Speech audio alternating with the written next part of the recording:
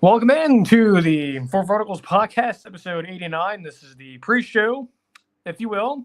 Episode 89, how about that? Next show will be episode 90, and then we will be 10 episodes away from episode 100. Getting closer and closer. As I mentioned, pre-show here, of course, we'll start in about a couple minutes here, giving some folks to hop into the stream. Of course, when we get to, when we actually start the show, of course, if you're listening to this on the replay on YouTube, move the slider over about a few minutes or so until the actual show starts. So what I'm going to do here is get the link out to the stream onto Twitter here. Let's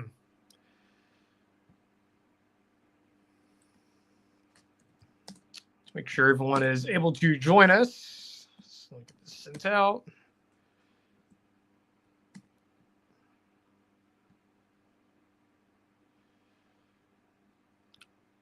All right. Tweet has been sent out. So if you are, I guess if you're joining it from Twitter, welcome into the show. We'll start here in about a couple minutes or so. Get some folks in here. Got a loaded show today. Got a big show. A lot of things being announced, if you will. A lot of things to cover. Of course, you just had Star Wars Celebration this past weekend, so we will discuss all the announcements and everything that deals with that. Of course, we have all the transfer portal news, which has sort of been dominating the headlines for college football, which is what it is. I'm not a big fan of it, but whatever. You have to cover it the way you have to cover it. Of course, got some movement. Nico Iamaleava and his brother Madden joining UCLA. How about that? Got some thoughts on that. Got some response, if you will, from Hunter Yurachek, the Arkansas AD. So we'll react to that accordingly. Portal update. Of course, the deadline to enter names into the portal, I believe, is ending this week, I believe. So still some names out there to watch. Some have landed, if you will, or in some cases came back to the original place they started at. So how about that? Of course, we have celebration news, Q&A towards the end. Also going to react to Josh Pate's interview or get some thoughts on his interview with Lincoln Riley and the new GM over there, Chad Bowden. So I will sort of get my thoughts on UCLA, not UCLA, USC, and sort of some things that Lincoln Riley said, particularly one thing that I know Josh has been making a big deal about. I will sort of get some thoughts on that here in a little bit. So it looks like we're about to start here. It is almost 3:25. So clock just turned. So we are about to go to the live. We're about to start the actual show, about to record the Spotify version as well. We record both simultaneously. So we're about to start the actual show in 3, 2, 1. Welcome in the Four Verticals Podcast, episode 89 for Tuesday. Not Monday, that was yesterday. Tuesday, April 22nd, 2025. Got a loaded show for you guys. Got a lot of things to talk about. Transfer portal is ablaze right now. A lot of stuff going on with UCLA and how it ties into Arkansas football somehow. Got some thoughts from Hunter Yurachek, by the way. A little bit of a tweet he sent out a little bit ago. I will give my thoughts on that. Of course, the larger picture transfer portal deserves some coverage. Star Wars Celebration took place this past weekend, ended a couple days ago. I'll give some thoughts on that. And also going to react to and talk about Josh Pate's interview with not Hunter Yurachek, because maybe we'll get a speaker series episode with him and Josh Pate. But Josh Pate went out to Los Angeles last week, met with Lincoln Riley and GM Chad Bowden for USC. Recently hired Chad Bowden from from Notre Dame, I believe, and now he's at USC. Thoughts on that for sure. A lot of things going on with USC right now that are somewhat positive. So I'll touch on that briefly, and then of course we have our typical Q&A. For those of you who are new here, by the way, first of all, welcome in. We did this show Tuesday and Thursday. We weren't sure if we'll get the show started on time, like we usually do. Wasn't sure if we had to move some things around because it is end of the semester. If you don't know, I'm a grad student, so a lot of things happening, but I was able to find some time and get the show in, so we'll go for probably about an hour or so. But if you are new here, a couple things just to ask, if you will, at the beginning here. Number one, make sure you subscribe on YouTube and on Spotify, which is where this show is on. So YouTube is the actual live version of the audio, and then we will have the audio non-live version on Spotify. So if you are listening to this on either platform, please subscribe. That's all we're asking for. Nothing happens. I don't, knock on your door or force you to sign a form or send you emails or call you on your phone or show up to your house or whatever. Doesn't happen. We just want you to subscribe. You don't even have to turn on the notification bell. I don't personally for my shows, channels I follow. So if you don't want to, that's not required. But all I'm asking is that you just subscribe to the YouTube channel, Spotify, follow us on Twitter as well. Twitter X, whatever it's called these days. That's all we're asking for. This is a college football show, Star Wars, Marvel. By the way, the NFL draft is this week. So as a Buccaneers fan, and we talk about the Buccaneers on this show quite often, especially during the season, I was originally going to give thoughts about the draft, if you will, from the Bucs perspective, but I think we can get out, of course, a show right before the draft starts on Thursday, and I'll give you my thoughts on it, sort of break it down a little bit, who they could draft, what direction they could be going. So, yes, for the first time in a couple months, on Thursday, we'll be discussing the Buccaneers and their draft situation. So we're going to do it today, but there's just a lot of stuff going on. I didn't want the show going for 20 hours or so because it's going to be here for a long time. So, and love that we're moving that to Thursday probably in the morning, if you will. So be on the lookout for that. Again, we don't talk a whole lot of NFL here besides just the exception of the Buccaneers. But as a Buccaneers fan, and they are part of the show, with the draft coming up, we will discuss. So that will come Thursday. And, of course, our reaction to the draft will be this time next week. And, of course, next week, by the way, is when Thunderbolts comes out. Marvel film. The European screening, the big fan of it, I believe is tonight, or today, if you will. It's taking place in Europe. So that is taking place, of course, for they're doing the fan event stuff. But then the movie officially comes out next week. So that's busy time for us. And, of course, we have whole summer. And by the way, starting, I believe, starting next week, I believe. Is that correct?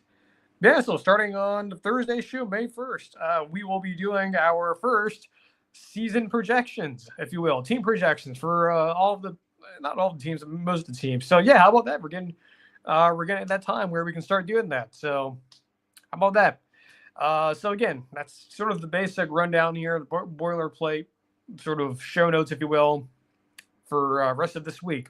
So, let's actually get into this show here, guys. Again, a jam-packed show. Got a lot of things to talk about, a lot of things happening, and especially in college football right now. So I'll give you guys my thoughts on most of it, and of course, Star Wars news and whatnot. Of course, we'll have Q&A at the very end of the show. Some questions I'm sure a lot of you guys are wondering, or just some questions I put in the show.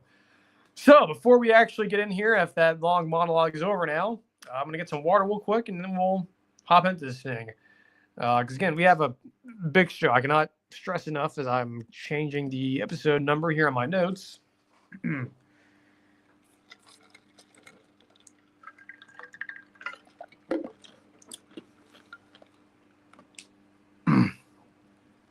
All right.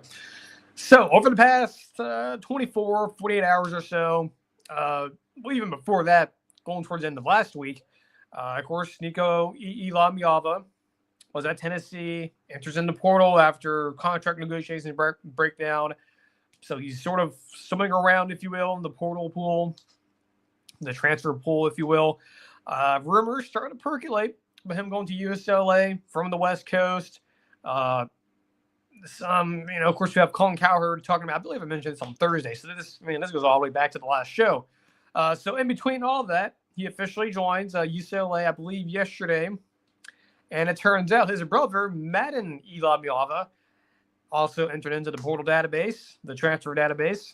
And he is also leaving to UCLA. So both brothers are going there. And, of course, the ironic thing here is Madden, Nico's little brother, I believe it was either he was committed to UCLA or he wasn't offered them, even though he wanted to go there. I don't know which one of the two it was.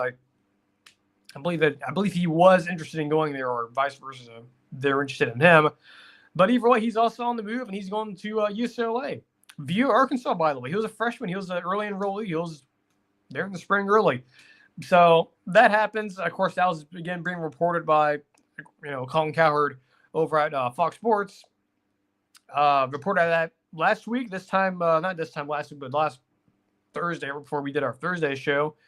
And he reported that a lot of the other major, Pete Thamel, Bruce Feldman, they were sort of, saying, hey, we're also hearing the same thing, but it's not a done deal yet. It is a done deal. Nico makes it official on Twitter. So all this happens, right? So his brother are leaving. He's leaving Arkansas. So that's not, Nico leaving is not a surprise. His brother leaving, like I said, interesting and also ironic. But the interesting thing here, of course, with all this, a lot of folks have their own opinions on this whole situation and what it means for college football, and up to including me, right? I've said what I said in our individual video on the whole Nico situation and past streams, how I'm not a fan of this. I would wish there were guardrails and things in place to prevent things like this from happening. So with all that being said, Arkansas AD Hunter Yurachek, of course, the school where Madden was coming from as a freshman, only for the spring, so you never actually got to saw him in public, if you're a fan, or at least at an actual game. But so Hunter Yurachek comes out, announces on Twitter with a nice graphic, if you will, a Photoshop graphic, basically saying that the school, at least Arkansas, will be enforcing NIL buyouts. And this quote, I believe, directly from the statement. This is coming from On3, their transfer Twitter account. In their post about this, they mentioned, quote, enforcement of these agreements is vital to our new world of college athletics. So what I'm trying to get at here, and what Hunter Yurachek is doing here by enforcing buyouts, is sort of, that's not like the big structure I think most of us want, but it's sort of a step in the right direction, right? I think a lot of folks, up to including me, have been sort of hammering down, guys like me, Josh Pate, folks over on Cover 3, have been advocating for a long, long time. Most of these guys publicly, me sort of semi-privately, before the show was created, that we've wanted guardrails in place to prevent situations like Nico leaving Tennessee and his brother leaving Arkansas, right? Just up and about, moving, having, in this case for Madden, he hasn't even stepped on the field yet. He hasn't even stepped in Donald W. Razorback Stadium. He hasn't even played the game yet. And now he wasn't even the starter, right? Taylor Green's when you're a starter there, but he was certainly your future, right? For someone like Hunter Yurachek, and you're looking at Sam Pittman, right? Head coach of Arkansas, his future is somewhat tied, if you will, to success on the field. Of course, that's, the aspect of the job. But if you're Hunter Yurachek and you're also Sam Pittman, what can you do to sort of mitigate this from happening, right? Because this happens, it's a bit of a surprise. The younger Iamaleava leaves for UCLA of his brother. So in order to, and if you're Hunter Yurachek, and I don't blame him, right? You got to put your foot down somehow, right? Or at least sort of make an announcement, and that, hey, we're going to, if you're going to leave, we will be enforcing buyouts. So if you leave, you have to pay us back. I think that's smart, and I think that's a smart move. I think it's a reasonable move. And I think in his statement, you go back to his quote here, saying that enforcing these agreements is vital to our new world of college athletics. And I think you will see more and more schools announces publicly that they are going to be doing this. Now, I do think there are schools who are probably doing this privately. They're not go out and announcing it on Twitter or anything, saying, hey, we're announcing, or we're making student athletes enter the transfer database. If you're leaving, you have to pay us back, or at least the NIL collectives back. That we would we're not seeing a lot of schools doing that. But I do think that schools have been doing this, but it's not been publicly out there.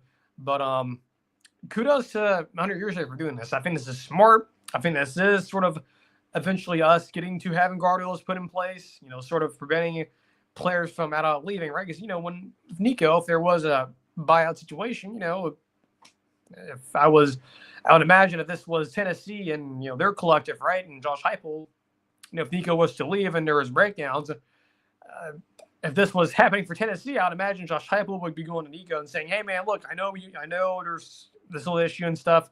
If you want to leave, but you're going to pay us back."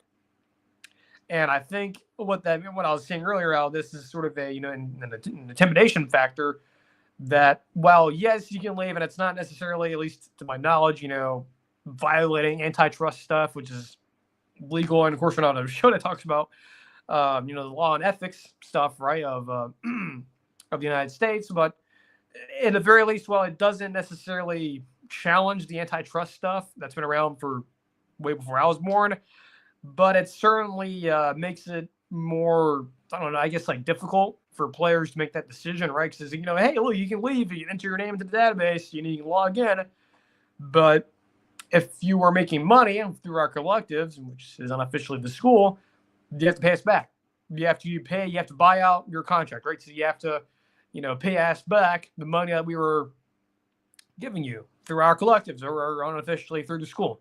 And I think this is smart. I think this is the way schools, you'll probably, again, see more and more schools, I think, do this publicly, not just Arkansas. And I think Arkansas, being, a smaller school, a program that we don't really talk about on this show that much, even though we probably should, because, I'm a pretty big fan of Sam Pittman. He's a likable person.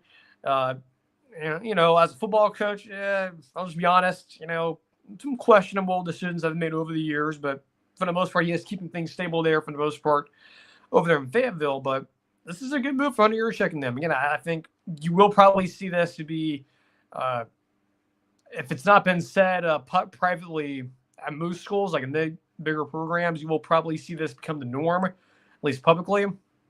But I do believe this has been privately going on behind the scenes at a lot of programs. But I think Arkansas, at least to my knowledge, was the first major of the Power Two, if you will, Big Ten SEC, that have made this public that they are going to be enforcing NIL buyouts. And again, it's not necessarily going against antitrust stuff, because again, if they were, they wouldn't be announcing this. But it certainly makes it more, I guess it puts the student athlete in a position to think about their decision, right? Because again, it's a nice shiny gold thing, right? Everyone wants to have player movement and advocating for revenue sharing and things like that, and players being able to freely move and have free agency and stuff. You may want that. And look, I have no problem with players doing that, but there has to be guardrails in place. There has to be rules and regulations and checks and balances to combat something like this. And as long as it doesn't go against, antitrust, and it doesn't go against, government rulings that have been around for over 50 years, then I have no problem with it. And I think what Hunter Yurachek and them are doing, and announcing this publicly, of course, is on the heels of Madden Iamaleava leaving. I think this is smart. And again, if you have a deal, just like anywhere, right? If you're an employee in, I don't know, Jasper, Indiana, at a restaurant or a bar, you're signed to a contract, or maybe not those places, but if you're, well, yeah, I guess you are, right? You probably have to sign a contract, right? So if you're working at a restaurant somewhere in Jasper, you would have to go to your boss, right, and say, hey, do the interview process, they hire you. You sign the contract. If you leave, you have to pay us back a certain amount of your money. And that's kind of how it would work. Now, of course, it's not exactly like that, but it's like that for coaches. It's like that for, in some cases in the NFL, a little bit, but maybe not to that extent. But what I'm trying to say here, and this is definitely not word salad, but all I'm saying is kudos to Hunter Yurachek. I think this does sort of get us, it's a good step towards us having rules and regulations to, I guess, prevent just a random scenario with Nico and this whole contract negotiation thing, and preventing something like that from happening again. I think it's very smart for Hunter Yurachek to do this.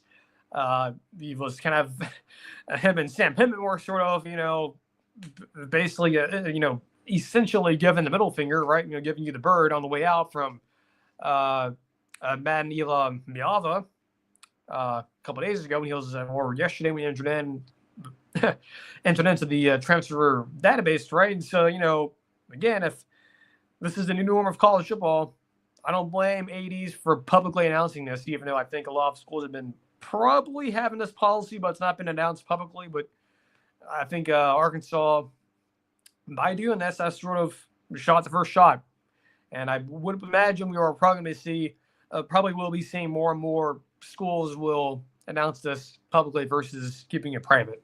So, again, this whole situation, and again, I'm so glad this is over with. I'm getting so much sick and tired of talking about this, and finally there is some conclusion here. And of course, Nico and his brother, they're at UCLA now. Great, have fun out there.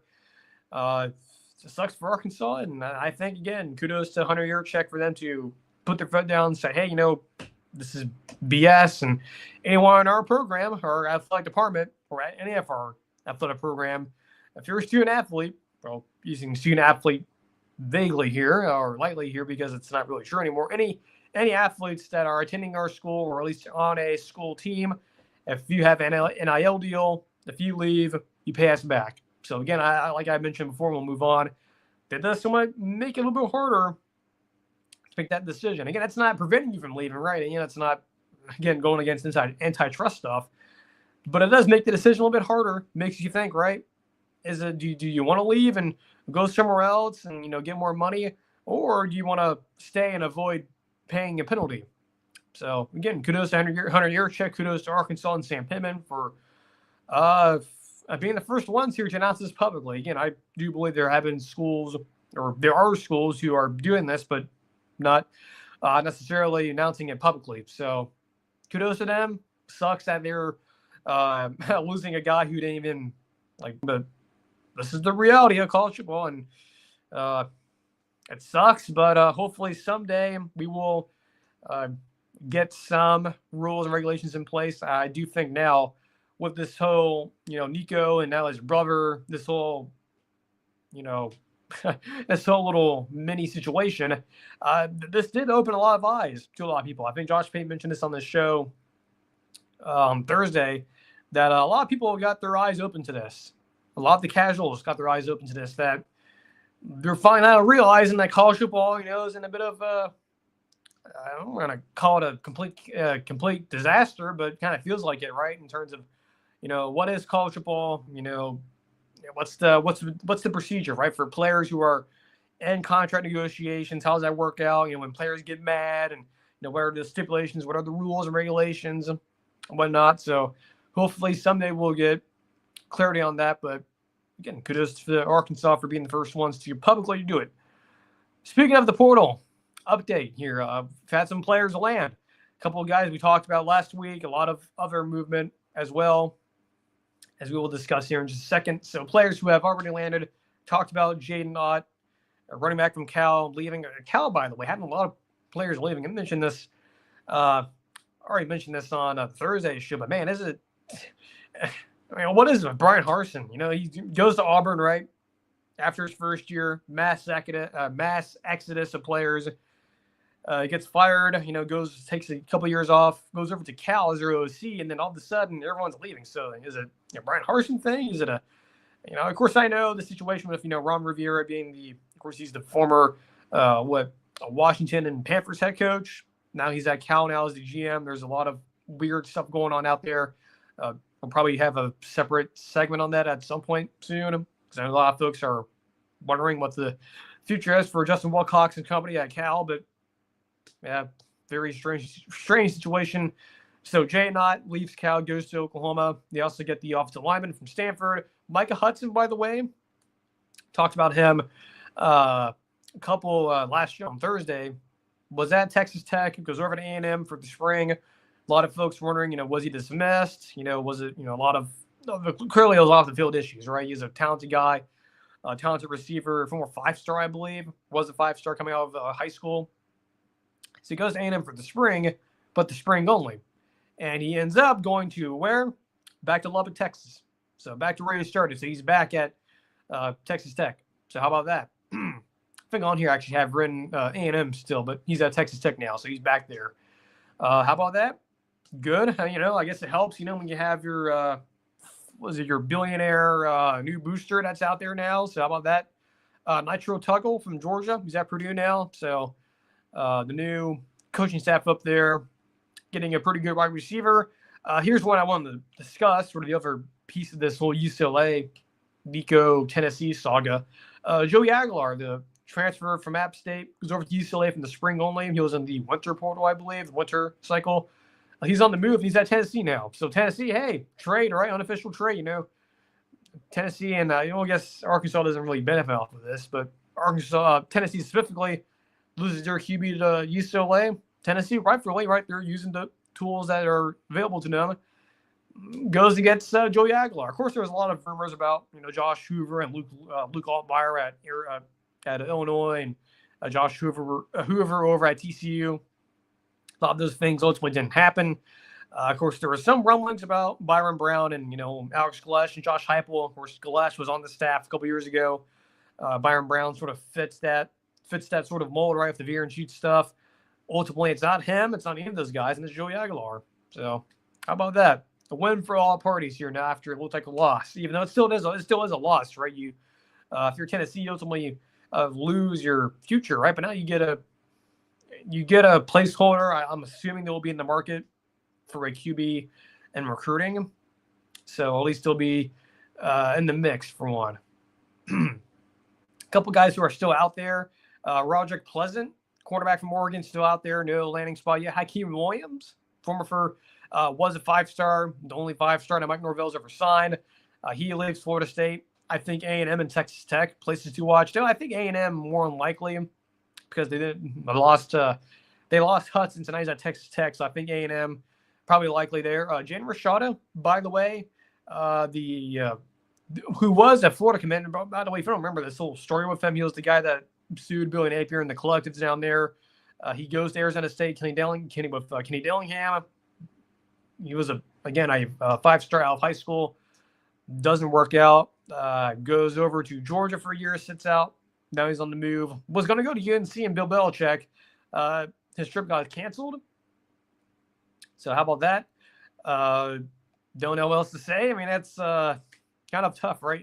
By the way, him and Jan Rashada and Malachi Nelson, both 2 5-star guys from the past. I don't know if they're in the same class or not, or were from recent classes. Both 5-star QBs is not panning out, which is happens from now and again, right? You have 5-star guys who were upper end 4-stars who were high commodities in the recruiting world and then ultimately pan out. But man, Jan Rashada going from a 5-star kid was going to go to Florida, and it's Arizona State, and it's Georgia, and now it's who knows where. But Malachi Nelson too, and that's not really to any of this. But he goes to, I believe he's at UTEP now. He may have won I don't think he's won the starting job out there. So, of course, he was at USC and then at Boise State last year. Didn't win the job. Obviously, he got beat out by Matson. But yeah, that's how about that? Him and Malachi Nelson, Jan Rashada, both of them, 2 5-star guys recently who have failed to materialize. Steve Angeli, quarterback in Notre Dame, he's on the move. Of course, I believe it has been confirmed that Lloyd Carr's grandson is now the starting quarterback for Marcus Freeman and the Irish. So Angeli's on the move. I believe he visited Syracuse on Monday. So how about that? It could be a spot there. Of course, they just had Kyle McCord come from there, and now he's in the draft now. And then you have Tanner Kozel, I believe, the Ball State tight end who was at Wisconsin. He's still available. Very talented. Probably going to be very sought after, I still think. Definitely a lot of schools in place, probably in the Big Ten, probably. Also, probably even the Southeastern region as well, ACC, SEC. So, yeah, portal, a lot of movement being had. Again, you still have, I believe, until tomorrow to enter your name into the database. So, well, we may not be getting the big names, but we are seeing a lot of movement. Certainly more than this time last year. So, that's it for the portal stuff. So I'm going to get some water real quick, give some thoughts on Josh Pate's interview with Lincoln Riley and Chad Bowden. Then we'll get into the Star Wars news and then Q&A. So good pace here for the show. I believe on YouTube we're about 30 minutes. Same thing with the podcast version. So I'm going to get some water real quick, and then we'll move along.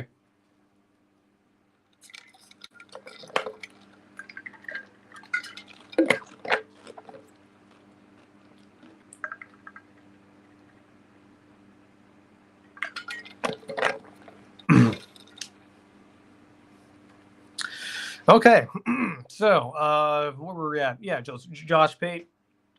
Let me start over there. Okay, yeah. So Josh Pate went out to Los Angeles last week. Last week sounds like Elmer Fudd there from Looney Tunes. So Josh Pate went out to UCLA and the rival USC Los Angeles last week. He interviewed Lincoln Riley, head coach, and he also interviewed the GM there, brand new, Chad Bowden. Both interviews were really good. I believe the Lincoln Riley one's like 30 minutes or so. The Chad Bowden interviews around 12 minutes or so, 12 to 15 minutes. Both were good interviews. I highly recommend watching both of them. If you're a college football fan like me, I always like to have the behind-the-scenes access, right? One-on-one interviews, no holds barred. Of course, you can't whenever you're doing interviews, and I've done several in my life. Now, not high-profile ones, but whenever you're doing an interview, and I've learned this in my or at least one of my internships as an undergrad, that you always have to be careful of your questions, right? You can't ask questions if it's going on the record. You can't. Of course, there are some questions, right? If you ask certain things, right, that they can't be out there publicly, so you have to be careful of that. Of course, you have to ask really good questions, deep questions, and I think Josh does a really good job. Love your Josh, because we're both Joshes here. A lot of Joshes, have me, Josh Pate, and Josh over at Den of Nerds, but Pate's interview with him and Riley and Bowden were really good. And I think one of the things that I took away from Pate's interview with Riley in particular, both of them were very, very good. But with Riley's interview, and this is something that was echoed throughout both interviews to a certain extent, even though it wasn't, But anyway, what was apparent, especially in the Lincoln Riley interview, that the vibe there, and that's one of the things I think Josh mentioned last week on his show, Thursday, because we didn't have a show this Sunday because of Easter, that the vibe there is similar to Florida circa this time last year when he met with Billy Napier. Of course, a lot of folks clown Billy Napier. People who I know personally think he's in over his head, or he's stupid, he doesn't know what he's doing, which, all right, you go tell him to his face.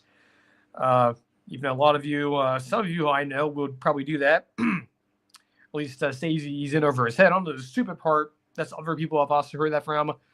But Lincoln Riley's kind of the same thing, right? People are saying, oh, he's going to get fired and all this and that and the other.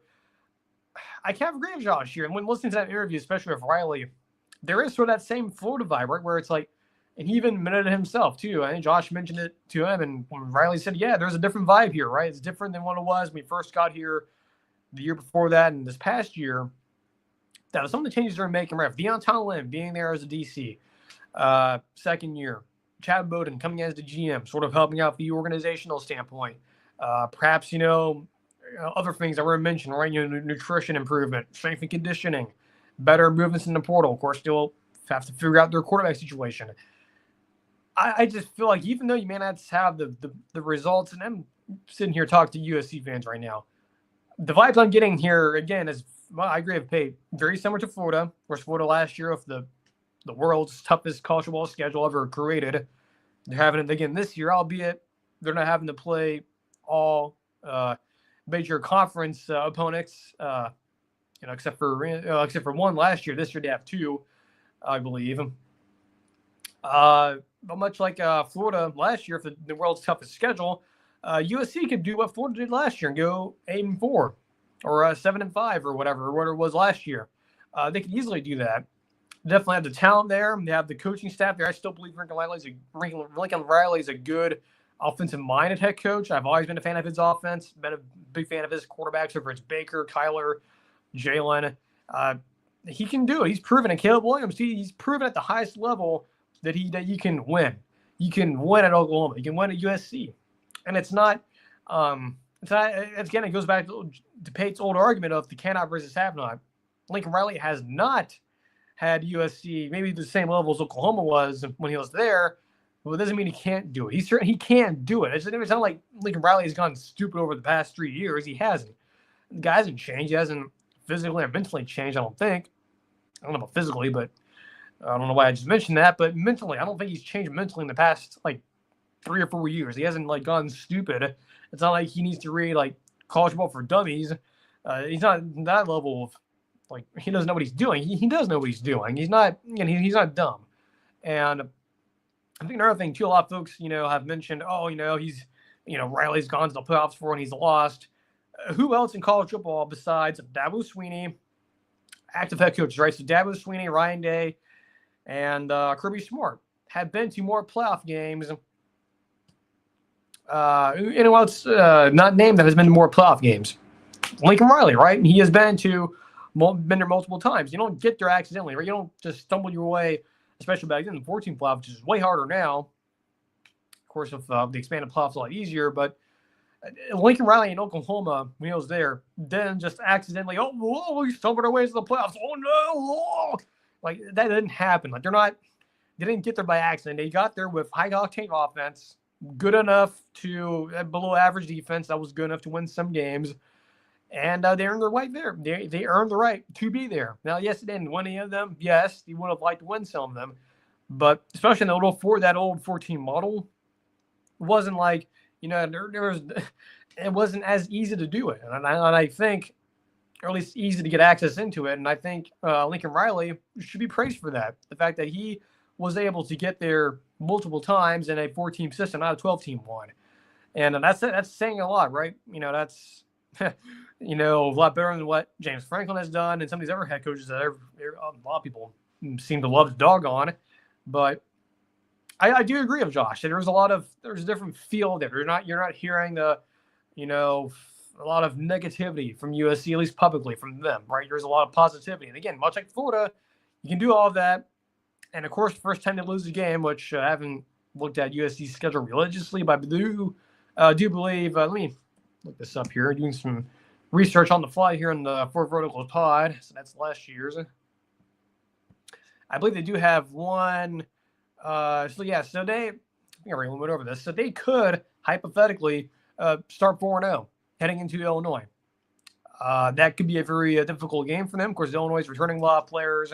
Another year for Luke Allmeyer, Bert Bielema. That could be probably their first loss. And look, it may be ugly. You may lose by 20 points, multiple touchdowns or more. But I'm not gonna I'm not gonna sit here and act like, yeah, Lincoln Riley, you got destroyed by Illinois. It's better send to Gitmo and everything and have him publicly shamed. I'm not gonna go that far, right? First time I lose a game, I'm not gonna sit here and overreact, right? It just is what it is. And that's opportunities, right? Michigan comes to the Coliseum. Notre Dame on the road to be tricky. Same Nebraska. But I'm not expecting USC to win those games. I'm not expecting them to go on the road and beat Illinois or beat Notre Dame or beat Nebraska on the road or beat Oregon on the road. I'm not expecting that. So they could go 8-4 next year, and I can feel really good about it. Now, there's also the other coin and me saying, they could go 9-3, and I feel good about it, right? Especially if they get blown out by Illinois and blown out by Notre Dame and Nebraska. But, maybe not so much being blown out, but at least keeping it reasonably close. I haven't have to look at if there's any lines for those games yet, but I would imagine they're going to be dogs in most of those games, right? I would assume in those 4 straight games, you're Illinois, Michigan, Notre Dame, Nebraska. I would imagine you're dogs in those. I believe you're probably going to be favored in the games before Illinois and after Nebraska, before Oregon, then UCLA as well. So, do the math, you're probably thinking, okay, 8-4. And if you're close in most of those games, or at least competitive in half of those games, that's fine. I mean, that's showing progress, right? That's showing that you are making adjustments, especially, too, if you're not giving up 40 or a million points. If, Deontay Lynn's able to actually cook, right? They could be successful. And I think another way, too, and we'll move on, I guess another way to, sort of represent Lincoln Riley, USC, it's the old graphic. I'm sure most of you have seen this by now. It's I'm thinking of it right now. It's the we're so back, it's so over graphic. That's what I was thinking of, right? That's literally USC football under Lincoln Riley. The past couple of years, it's we're so back and it's so over. And right now, it's sort of we're trending towards we're so back, and then at least at the moment. But of course, the first loss, maybe it's Illinois, maybe it's Michigan. It goes back to that's Jover. We suck again. That's most college football teams. I think the team that really personifies it a lot, or at least personifies it in a lot of ways, is USC and I guess Auburn, if you will, if you want to go, within the power two, those two, USC and Auburn, I guess 4-2, sort of are the college football representation of the we're so back, it's so over graphic. And I think for USC, it's definitely trending towards we're still back, but it could very easily go to it's over. It's Jover. And, again, if they lose to Illinois, that's a competitive game. I'm not saying it's over. They have the rest of their schedule. You can maybe win some of those games. Yes, at Oregon, at Notre Dame is scary. Again, it's not like Oregon or Michigan are literally going to like kill you or anything, but that's intimidating, right? You're going into the tough environment, especially going to South Bend and going to Eugene. But I feel after last year and hearing what I've been hearing from USC, I feel a lot better now than maybe I did this time last year and certainly the year before. But it's going to certainly take some. Excuse me. It's going to take some time to repair a lot of the angst and a lot of the nervousness among the alumni base, the fans, former players, right? Folks like Matt Leinart and Reggie Bush have been very vocal. I think Leinart particularly has been very vocal about USC lately and very critical, which is in his right? He's an alumni, a former player, winning multiple championships. But I think there's the healing process, if you will, the healing process of getting a lot of your alumni, your donors, and a lot of the fan base back on board is going to take some time, right? And I think a 9-3, 8-4 season for USC is the step in the right direction. Now, again, if you're a USC fan or alumni, you don't like hearing that, right? You'd like to hear USC being like a 10-win team or 11-win team. That's not with this schedule and the rough patches there are in it. I don't think that's likely. And again, we've seen impossible things happen before. We've seen, if you've been watching college ball for a long time, we have seen the impossible become possible, and a lot of weird and crazy, stupid things happen. Could USC go 10-2 and make a run to the playoffs? Absolutely. Could it go 8-4 in a more reasonable sense? Absolutely. Could it go 5-7 or 6-6? They could, and the one of that to me will be not good.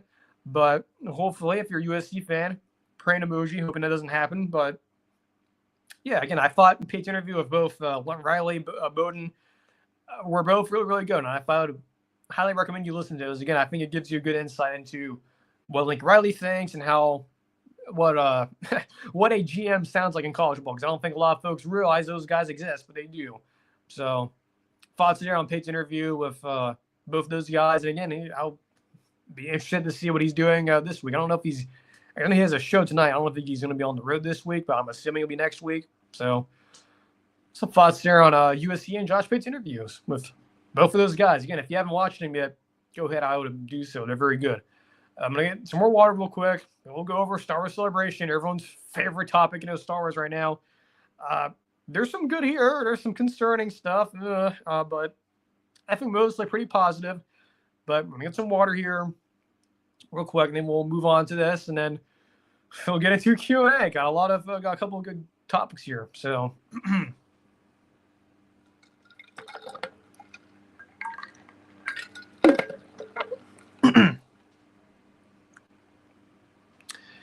by the way, a little break here. If you are new here, welcome in. Hopefully you guys,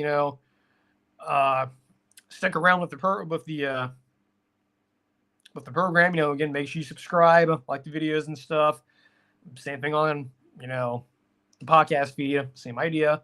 So make sure you subscribe. Again, if you don't want to click the notification bell, you don't have to. I don't personally, but would like you guys to do subscribe. Keeps the show free. Don't have to put this behind a Patreon page or anything like that. I don't ask you guys for money. Would never do that anyway, but this is real independent media.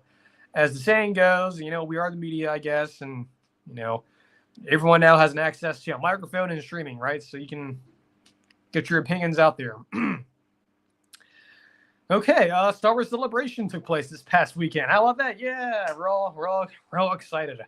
I do know there's been some developing story when it pertains to Kathleen Kennedy, who is the current president at Lucasfilm. Some reports out there. I know that it's coming from Jeff Snyder, who, again, I respect a lot. He mentioned yesterday, I believe, in his newsletter he put out yesterday, that it was sort of hidden and cleverly hidden in another story about another project, if you will, that may or may not be ever materialized. But in Snyder's newsletter, he mentions Kennedy potentially stepping down in August. we didn't leave the show with that because I don't know. I mean, I'm not saying Jeff's wrong on that. Look, you may be hearing some stuff that indicates that. Of course, I'm sure when the initial reporting came out, with, Lucasfilm Disney probably weren't happy that got out. They had Kennedy go to the Hollywood trades and use them as a mouthpiece, a PR mouthpiece, and they put out those articles and sort of downplaying it. I tend to believe there is some substance to that in terms of changes coming there. But, of course, that celebration, everything was, everything's going just fine and everything's normal. Well, yeah, people like Snyder and Josh over at Den of Nerds saying otherwise. And I think the celebration sort of weaving into the main topic here was mostly what I'd expected. Not a whole lot of major announcements. Was mostly dry, as expected, right? Josh mentioned it on his video multiple weeks ago from the source that he has over at Lucasfilm, or I guess Disney both, that, don't expect a whole lot of big announcements. I was, at least me thinking here, back weeks ago, I was sort of thinking, okay, that probably means a lot of mostly things you've been hearing about, nothing like out of the ordinary, nothing out of left field. And that was mostly what we got. We got Sean Levy's movie, by the way, was confirmed with Ryan Gosling. Never seen a movie of Ryan Gosling before. Have seen several Sean Levy films, Deadpool. He also directed A Night at the Museum, one of my favorite movies growing up as a youth. First movie as a special place in my heart. Robin Williams, Owen Wilson, and there Ben Stiller's in there as well. Great movie, underrated if you will. So that movie was announced. I believe it's called Star Wars Starfighter. I believe it takes place after the sequels, right? And this is supposedly one of the 6 or whatever Rey movies are out there that have been rumored. This will probably be one of them. It is taking place after the sequels, so after Rise of Skywalker. We'll see. Look, I think Sean Levy is a good director. Gosling, again, never seen him before in a film. I'm assuming he's a well-decorated actor.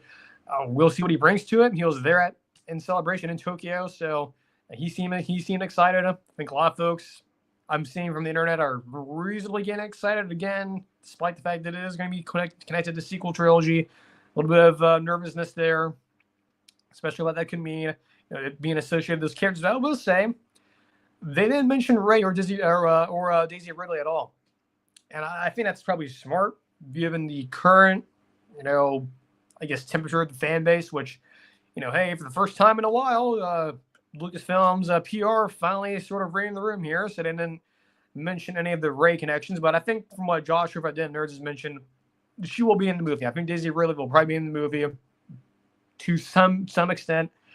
Also, some of the other films are sort of touched on as well. Like, for example, I guess for somehow Taika Waititi's movie is still a thing, even though I'm not too sure about that, especially after Thor: Love and Thunder. I like Ragnarok, and that Love and Thunder. It's not like complete garbage, but it's close to garbage, as you can probably get. So those were sort of touched on. Of course, the other Rey film that has been developed was sort of mentioned, but not necessarily that much, which is again interesting. So I guess that is actually Disney and Lucasfilm, their PR people, finally actually reading the room a little bit. Some things were also confirmed. Everything that was confirmed. The Ball series was confirmed. Animated show that will be debuting next year, I believe. Got some looks, if you will, in the trailers. Kind of cool. So it's taking place during Bad Batch, because in the trailer you do see the TK troopers from Bad Batch. So it's taking place during that time frame. So we will sort of be concurrent with that show. Very excited about that. Of course, that was something that Josh over at Den of Nerds reported on his big video a couple weeks ago. Weeks ago. I mean, he's been on that for a little bit. That was something that his source told him, so clearly he knows what he's talking about. Ahsoka Season 2, got some new information there. Oh, by the way, going back to Maul, we'll go back to Ahsoka. I don't know why I missed this. Some connections to Clone Wars here. I believe there's, who was it? One of Maul's Mandalorians who were siding with him in Clone Wars. You haven't watched the show. Obviously, this is out of context here, but especially in the Son of Dathomir comics, and in Season 7, we get one of those characters returning. It's not Gar Saxon. It's the other female Mando that's with me. I forget her name. But she's probably going to be in it. So that's cool. Some connections there to the comics in the past show. Would also assume this will tie into Crimson Dawn's some solo references, maybe some guest appearances here and there. But yeah, that show was confirmed, and that's cool that they're heavily leaning into that. And also potentially Darth Talon from Legends coming in there. So once again, Dave Filoni and his people tapping into that. But anyway, back to Ahsoka. Speaking of Legends material, this one was the one I was most looking forward to. They did bring Hayden and Rosario over there. Of course, Dave was over there before the panel on Saturday, at least Saturday here. I believe it was Sunday their time. I don't know. The whole international date line thing was sort of throwing me off. I think a lot of folks were kind of confused. But anyway, the whole cast wasn't there. Most of them are, I believe, in London still. Have been there for a while, as per several social media posts. So a lot of things were confirmed with that. Hayden was coming back as Anakin. That was again confirmed in Josh's video. What was also hinted at was the Mortis Gods playing a role. And of course, again, sort of a lot of things. If you haven't watched Josh's video, Den of Nerds' video, go watch it. I think it gives you a lot more context to some of the things that were teased. Thrawn, by the way, is something that was not mentioned in Josh's video. What I figured it would probably be doing, sort of a split with Ahsoka on Peridea, Thrawn in the main galaxy, sort of tying into the Mandalorian stuff, but not really. Don't worry, we'll get to that trailer. That was privately shown, not released online, despite reports. But of course, you're going to get Lars Mikkelsen back. You'll have him versus the New Republic fleet. So yes, that's what I was looking forward to. Although it's kind of strange we're not saving that for the movie, or at the very least even the Grogu or the Mando and Grogu movie. But whatever. Again, we'll touch on in just a second. But again, that seems like Ahsoka season 2 is going to be the thing I think most of us are looking forward to, at least on the live action side. There's a lot of things I'm excited about. By the way, they also officially announced, confirmed that a new actor for Balin, of course, Ray Stevenson passed away. Was it now 2 years ago now? That's insane. It's been already 2 years. It's Roy McCann from, I believe, Game of Thrones. That's what I was thinking of. Not the other, not House of the Dragon, but from Game of Thrones. So that's interesting that they finally confirmed that. But yeah, some cool stuff here for Ahsoka season 2. Again, they didn't bring the entire cast, which was sort of what I was thinking. It's like, okay, they're about to start filming, so not bringing everyone, right? So it was only just Rosario and Hayden, so that's cool. That a lot of that stuff was sort of confirmed, but not really confirmed. Again, there's a lot of stuff with like Abeloth and the stuff that Josh mentions in his video. So may actually even link that maybe in the description or in the pinned comment if you haven't checked it out yet. Maybe we'll see. If I forget, then whatever. Now, the Mandalorian and Grogu movie. Yeah, so the trailer was not shown publicly. There were some rumors going around that they may show it on Good Morning America, which makes sense why they didn't, because at least from what I've seen on Twitter, now most have been taken down. Some of those VFX shots look a little bit, PS2, Xbox, Polar Express looking, so I don't like that.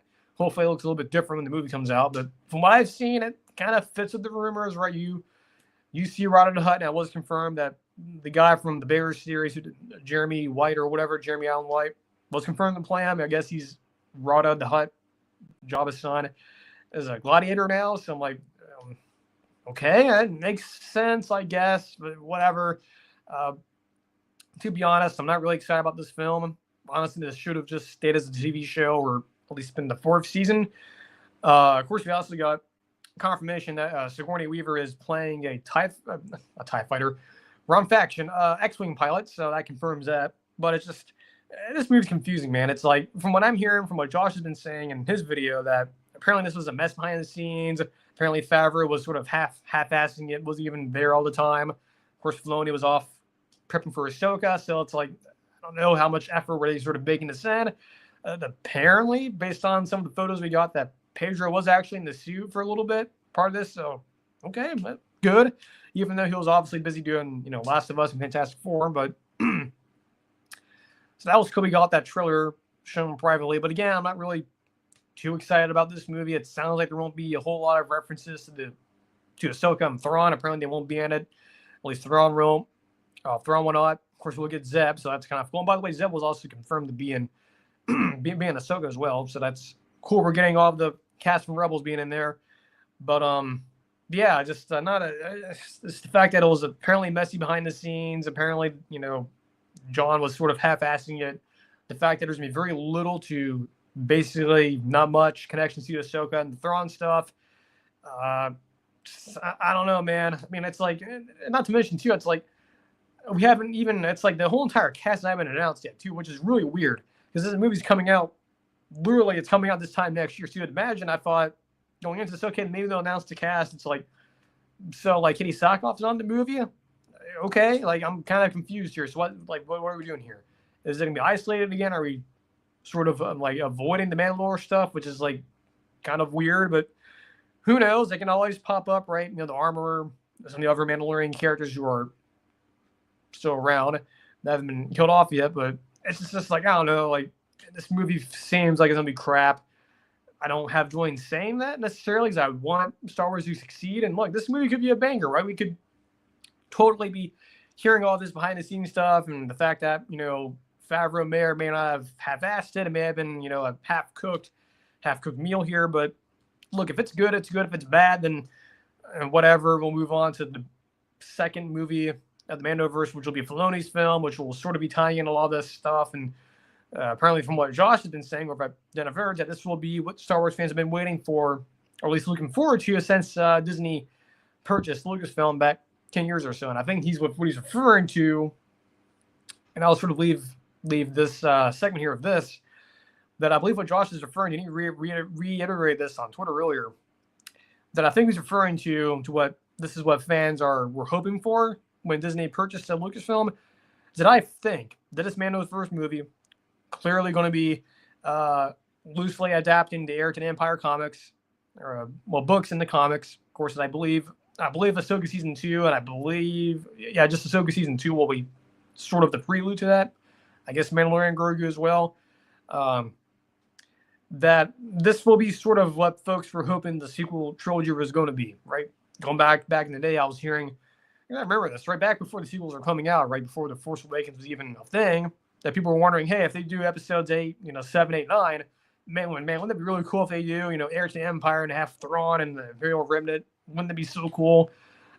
They didn't do that. It sounds like Dave and John and whoever's the whole creative team there looks like they are doing what they should have done for the sequels. At least that's what I think they should have done, which should have been Heir to the Empire. Do a lot of sort of adapting the books and stuff. They're actually going to do it. They should have done, but whatever. So some good, some bad, a little bit of ugliness, I guess, if you will. But even with all the ugliness and the rumors and stuff about, what the future's going to look like, I think there's some hope here, especially with Filoni stuff. I think me and a lot of other folks can get on board with that, and we'll see what happens. But definitely looking forward to Ahsoka season 2. Definitely looking forward to Filoni's movie. Looking forward to the Mall show. Sean Levy's movie. Again, I don't hate Sean Levy. I think he's a good enough director. Tying it into the sequel trilogy, could do without it, but whatever. I guess it is what it is, right? There's nothing we can do about it. But we'll see. Look, I'll give his movie the benefit of the doubt here. I think that's the one of the live-action movies that are tying into the sequel trilogy that I will give a chance. If we're getting indications that's going to be good, we'll get it starting production this fall. But more or less, I'm looking forward to the Filoni stuff. I'm not really looking forward to any of the other films. So we're going to do Q&A real quick here. Get some water real quick here. The voice making it somewhat.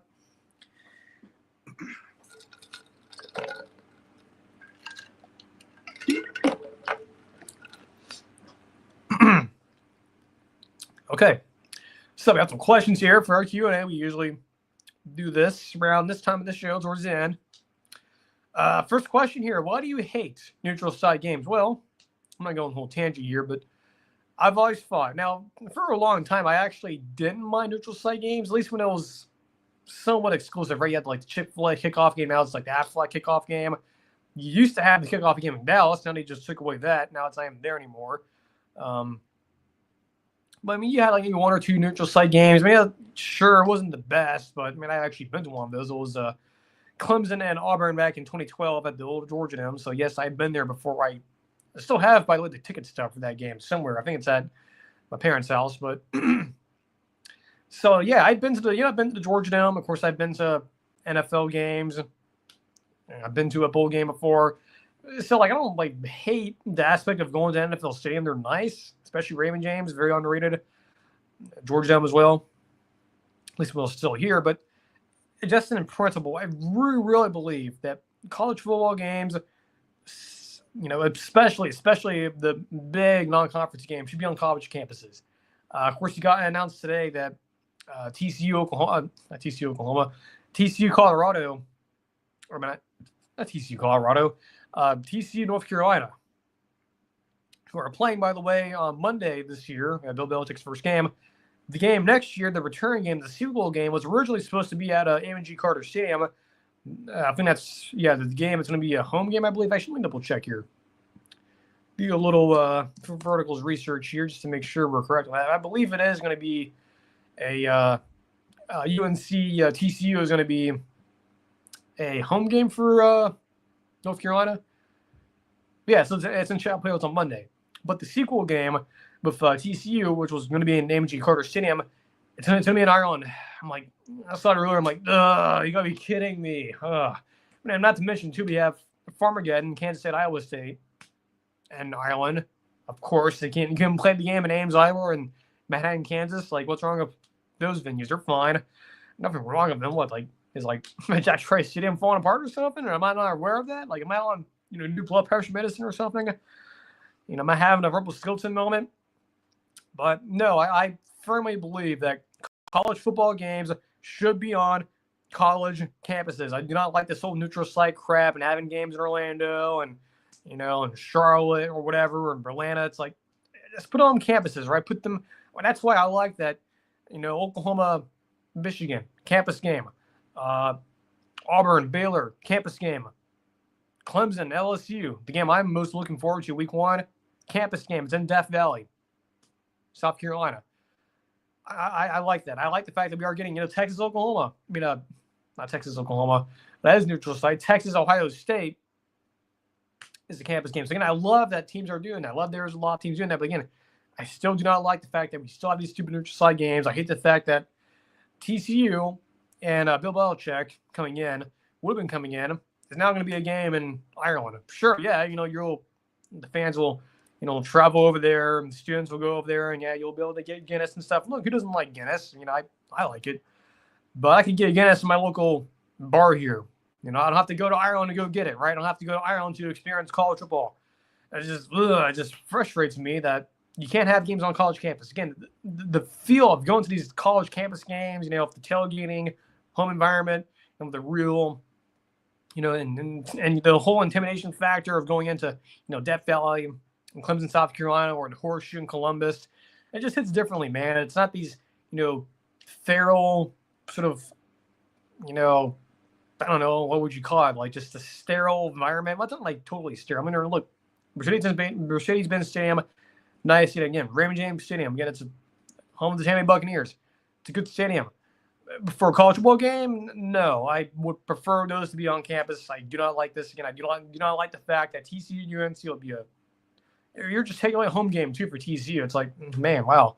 But the fact that TCU, UNC next year will be a game in Ireland, I don't also like the fact, I definitely don't like the fact that Farmageddon is going to be taking place in Ireland this year either. So I just hate it all around. And hopefully we will eventually see less and less of these, but it's not going away, right? The NFL influence of having games internationally is not going away anytime soon. And I get it. It's for the money. It's for the dollar.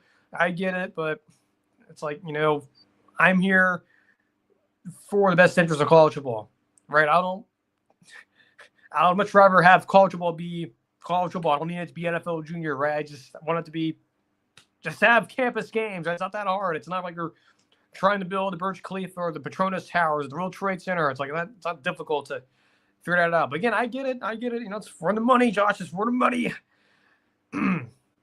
Next question here. Thoughts on playoff neutral site game times and dates being announced, which was announced earlier today.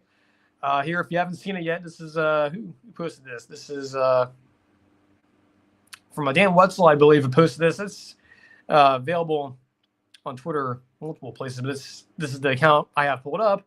So for 2025, 2026, so we got your quarterfinal games on New Year's Eve, one game on New Year's Eve, and then the 3 other games on New Year's Day. Of course, no game on Saturday because of the NFL. Semifinal games on Thursday and Friday. The Friday's fine, I guess. And then the national championship games on Monday. So, and that's on January 19th. Good job, guys, having the national title game in late January. Again, I get it. The benefit of having it in late January, yes, it does sort of close the gap between season ending and spring practice. But still, it's ridiculous that we're having the national title game. And every 4 years will be the same day, if this pattern continues, the same day as the presidential inauguration. It's like, it happened last year, and it was a total disaster because no one was talking about it because everyone was focused on the inauguration and whatnot. So,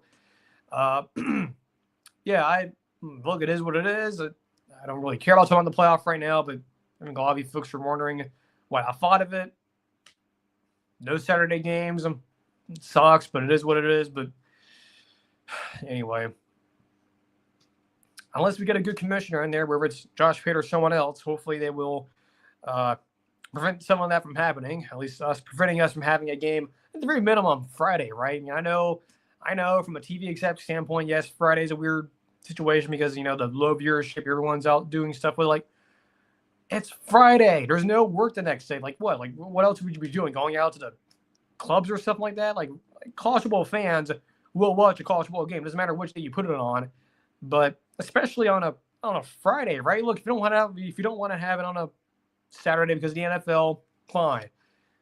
At least make it the prelude to the games that Saturday, right? On a Friday, like Mondays just suck, man. Especially if you're traveling, you have to take off for work and stuff. It's like I know people will make the excuse, well, you can figure it out. You can schedule ahead.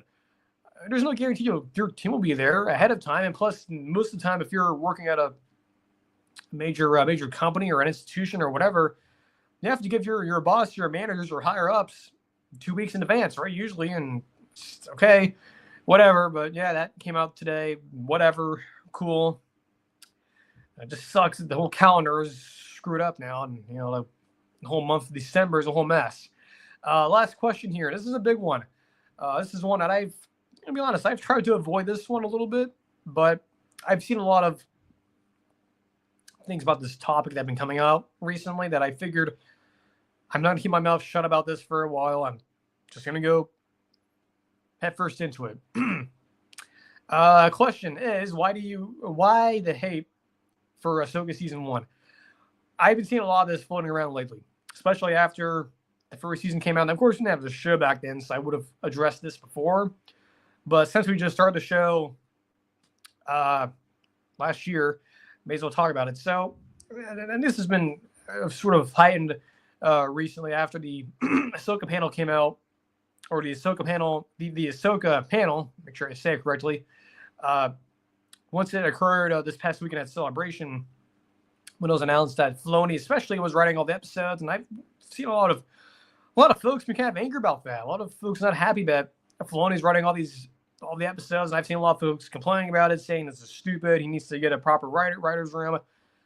Look, I'm not going to sit here and yell and scream, and I'm going to sit here and get mad and crash out on the stream here, or punch TV, or break this lamp next to me. My history of Ahsoka and Filoni as a creator, at least being a fan of both the character and him, stems back to the Clone Wars. And I was a youth back in the late 2000s. Went to the theater, saw the Clone Wars movie. Yes, has it not aged well? Is the animation bad as it should have been? Should it have been just the first couple of episodes like it was intended to be?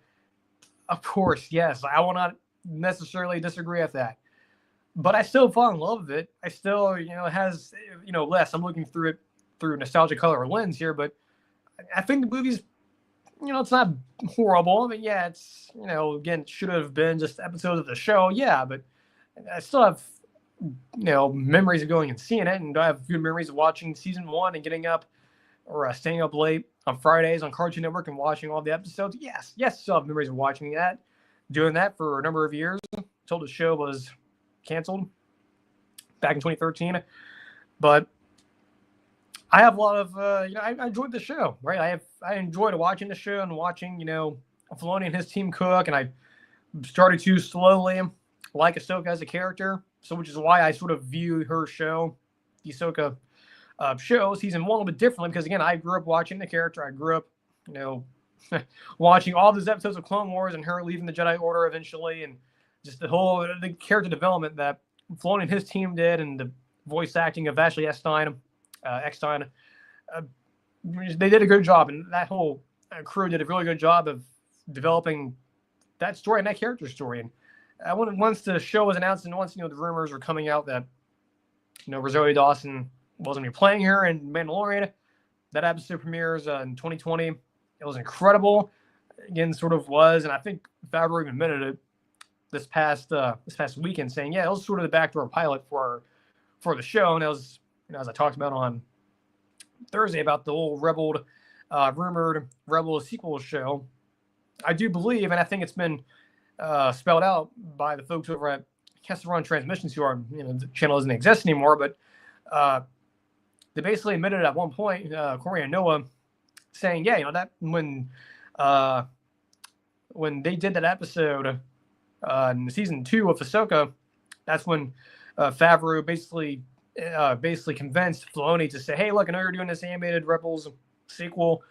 I think you just do this live action. Just go all in. All chips in the middle. Just go for it. And, man, I think it's worked out for the most part, at least for me. I like Ahsoka. The first season is a flawed, and of course it is, but the hate for it. And that's sort of my history of the character and stuff. And I think the character is great. I think Rosario does a good job. I think the way they've translated the character from animation from the last time we saw the character in Rebels to, at least in the timeline, to Rebels to live action, mostly seamless. But what's the hate? I think this is categorized in multiple areas. And look, I don't get political on this show. I think the first layer is politically based. And I think, look, I don't have to say it. I think you guys know what I'm referring to. There's a certain segment of the Star Wars fan base, or considering themselves fans, that, when their politics don't jive with certain creators and stuff and whatnot, maybe some of the actors don't necessarily have the same political views as them. Again, this is not a political show. Again, if you want politics and stuff, go to MSNBC or CNN or PBS. But I'm just telling you, just generically here, that was when the show was coming out before and during and after. That was sort of like the first layer of the hate. So that's it. I'm not going to dive into the specifics here, but that was layer 1. And layer 2 is just the folks who weren't fans of the character to begin with, and weren't fans of Clone Wars or Rebels or one or the other, which is fine, right? When I view movies and stuff, or TV shows, or even college football teams, I view it from just strictly a constructive viewpoint. Is the show good, or is the team good, or is the movie good? I don't dive into the other aspects of, where pop culture is now. And I just view it just how it is, right? If it's crap, it's crap. If it's good, it's good. I thought Ahsoka season 1 was good, and yes, is it flawed? Yes, is there things that Filoni and company, can they sort of clean up with season 2 as it's beginning to film here soon and this week? Yes, I agree with that, and I think we can agree to disagree on that. But the political stuff, I don't care about. Is that a layer to this hate? Yes. Is the second layer true? Yes. Is fans who were not fans of the character of Ahsoka, or were not fans of Rebels or Clone Wars? That's one layer. The other layer is just execution. I know a lot of folks were criticizing, the pacing and the dialogue, maybe some of the acting choices of some of the characters and some of the character decisions, like, for example, with Sabine using the Force and all that. And look, I guess on paper, when it was sort of being liked out, I'll be honest, did it sort of make me sort of pause a little bit and go, okay, I don't know if this sounds good or not. Yeah, sure, but I think they executed it the best way possible. Yes, was it clunky? Yes, couldn't have, was it flawed? Yeah, but I'm not going to sit here and act like it was complete crap. No, and I think, look, if you feel that way, and if you think the show's horrible for whatever reason, whatever layers I just mentioned here, the sort of layers of hate, look, that's your opinion. I'm not here to, argue with you on that. That's your opinion. I just disagree. I think the first season was good, but it's flawed. And look, I'm not saying that just because, Dave Filoni, Rosario Dawson, Natasha Leopardizo, or Lars Mikkelsen, or none of those people are, friends of the program. They're not coming on later on the show. But I don't know. I just never really understood the actual hate for the show, at least from the political side of things, or just at least mainly that. And that's the only one I really don't understand. that part of it, the whole political layer to it. But the other layers, I mean, I can understand. Sure, if you're not a fan of Rebels or the character, and the fact they are bringing in a lot of Rebels and Clone Wars stuff, yeah, I'm sure it can get confusing. I'm sure you probably got lost into it. But yeah, the whole political layer, whatever. I don't care. That's not what the show is. We're not my show is not for Vertical's podcast politics. Again, you want to go to political stuff, go to wherever you get your source information for that. Who cares, right? At least on this show, who cares about that? At least in the aspect of sports and whatnot. And this, because really, I mean, that's not the way I view things. Right? I view things through just a little bit different lens here, and at least the lens of looking at it just for what it is, right? And again, I think the hate for this show, we've seen a lot of folks bring this up, even in up until including today. Christian Harloff in his podcast, and they talked about some of the news today. They had a guest on who I believe was the same guy who was on Rogan, and also I forgot the guy's name, but I believe it was the same guy who was on Rogan. Yeah, Joe Rogan, right? Good spot, great place to get information, right? Look, I don't hate the podcast, but Joe's not the best comedian in the world, but whatever. That's not a topic. That's not a traditional topic on the show. But this guy, I forget the guy's name. I think he's with Rogan on his UFC companion stuff, or you have to watch along things he does. But he's also, I believe he was on Christian's show today. I believe that was him. But yeah, I think it was him. Yeah. But anyway, it's the same guy. But on both shows, he's mentioned he just flat out said he hates Ahsoka, and I thought, with that being included today, I was like, yeah, maybe I should, talk about this, because it's been something I've been thinking about. Why is there hate for it? So again, the three layers here. First one, politically, the political layer to this. I don't really care about that type of stuff. Again, that's not what this show is. The second layer being, I wasn't a fan of Rebels, or didn't connect with Clone Wars that much, or I'm not a fan of the character. I checked it out, didn't really understand it. Totally fine. That's understandable. The other one, just it wasn't a good show structurally and whatnot, and so forth. And that's fine too. Those layers, those first two ones, I understand. The first one, the political stuff, again, we don't care for. We don't talk about politics on the show. At least in the realm of this show, we don't really touch on that stuff here. At least to that extent. But yeah, again, like I said, I think this first season is good. Was it flawed? Yeah, it's a flawed show, but look, I am hoping that the second season is good. From what I've heard from Celebration and hearing Dave sort of talk about, his expectations for it and how they're going to start filming here soon, I'm assuming we'll maybe get some set photos leaked or whatnot. We'll see. But I'm excited. Again, that's not me saying that with, with Lucasfilm paying me money to say that. I'm not saying, I'm not saying that because Lucasfilm is paying me that. No, we are independent media, and I'm saying my opinions here, and that's just how I feel about it. And look, if you feel different about it, at least for the first two ones, I totally understand it. But the political stuff, it's like I don't look at stuff through those lenses. I look at it, they're just, look, if it's good, it's good. If it's crap, it's crap. And that's how I view stuff. And look, if you view things differently, like, hey, totally cool. That's just your modus operandi, I guess. So, but yeah, very interesting question there. Again, it's something I've been sort of sitting on for a while, but finally decided to do it. We've been going for an hour and 20 minutes. So I have to get this, have to get the audio version out there at some point. But yeah, I think we'll stop it here. Pretty long show, as I mentioned. This is going to be a big show. We'll be back Thursday again. Buccaneers draft preview. We'll be on the show. Some transfer portal news, probably some other newsworthy stuff, whatever we decide to talk about. Certainly the Buccaneer stuff, especially towards the very end of the show.